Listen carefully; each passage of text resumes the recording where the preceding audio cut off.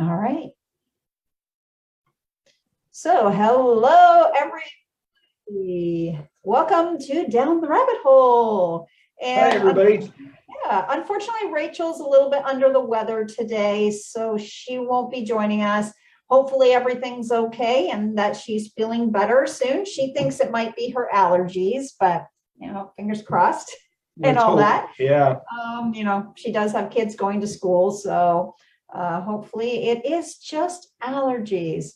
So Ian and I today will be talking about angel boards. So we're going to talk about these interesting pieces of equipment for contacting the spirits or angels, and sort of what our thoughts are on them, how we feel they might work, and what are some of the experiences that people have had with angel boards.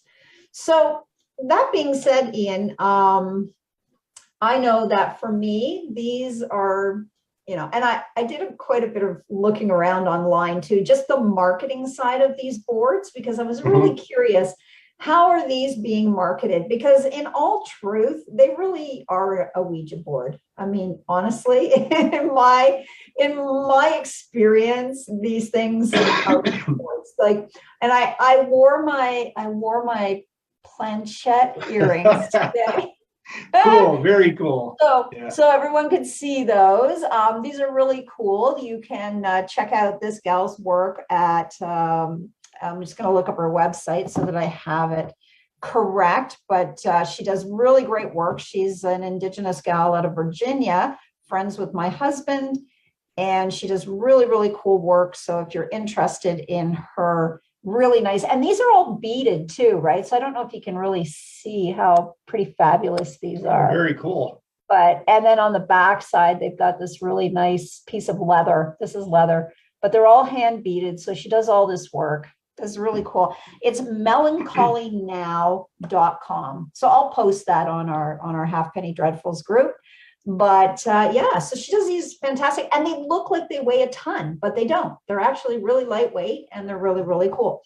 I was just going to ask you that, if, because normally when earrings are big, they're heavy. And I was just going to ask you if they were heavy or not. Yeah, no, like, see, my earlobe is not all stretched like down or droopy, or no, they're actually pretty comfortable. And for me, because I have so much hair, these, they're big and you can sort of see them from time to time when I move my head. Otherwise, earrings tend to get really lost on me. So I'm just going to move my camera a little bit. There we go.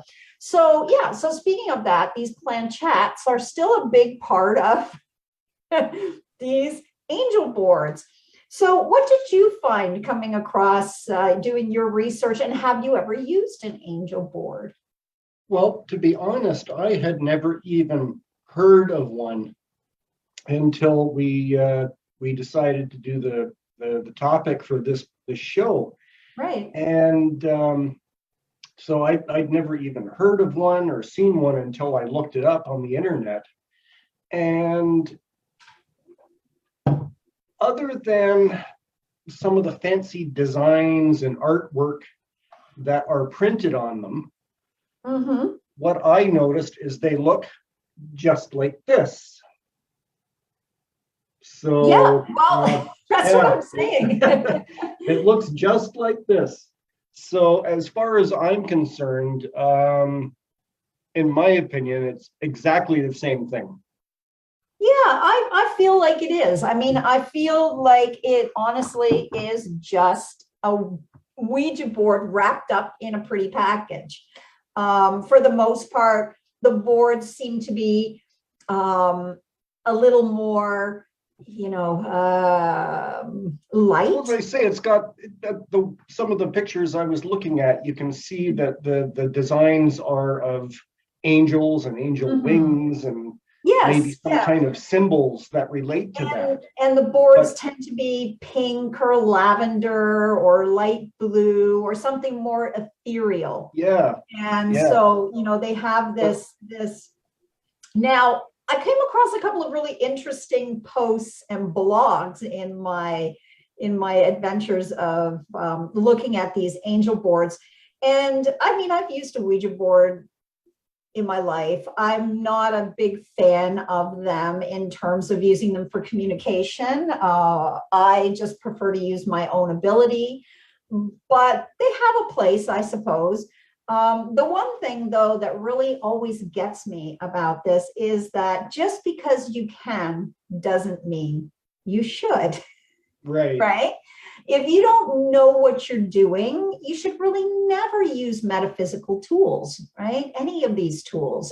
They're not toys in terms of, they were marketed as a toy. Marketed and bought them at toy stores, yeah. And again, for some people, it could very well just be a game. They may have no connection to spirits, or they may have no ability to recognize if there was some kind of communication, right? Because not everybody is perceptive and not everybody knows if there's some kind of interaction happening. So some people could use the board and say, oh, I didn't get anything, and, never think anything of it. And then there's other people who are, avid believers and will, have all these stories about the boards and their abilities. So I was looking at some of the things, the way that this marketing has been done, and I feel it's a little underhanded. I'm honestly going to just throw that out there. I feel like the marketing for these things is very underhanded. It's approaching a vulnerable sector of the community, let's just say. Most people who want to use these boards are looking to make contact with family or friends that have passed. And so sometimes in, states of deep grief. And so they're looking for ways to communicate.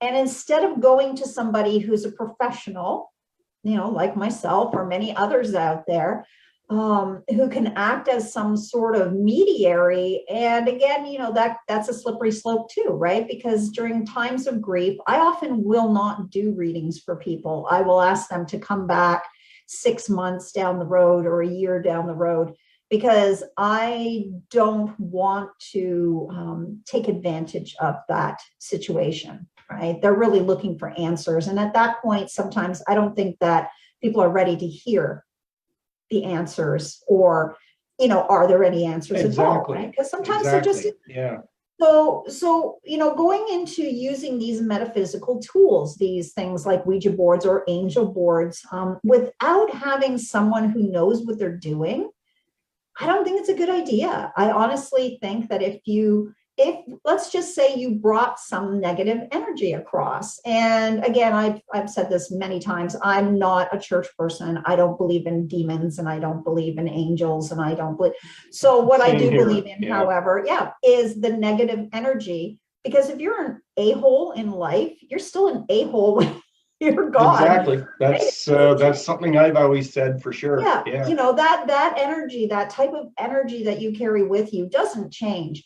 And so whether you're now an energetic, being or spirit, or however we want to look at it, perhaps just an energy, a grouping of energy matter, you're still going to be that same type of energy. It doesn't just magically transpose once you leave the physical vessel.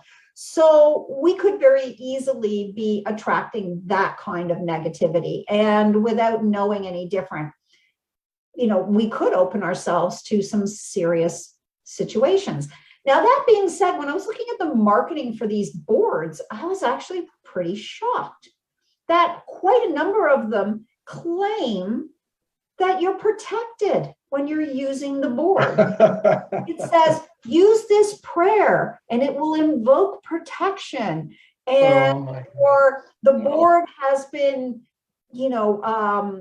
blessed, essentially, and that therefore no negative things are going to come through. I call BS on that. I'm just saying that's a marketing ploy and dangerous, I think. I mean, depending on how much. If something negative wants to come through, there's nothing you can do to stop it. No, I mean, unless you're powerful enough in terms of your own energy work to understand how to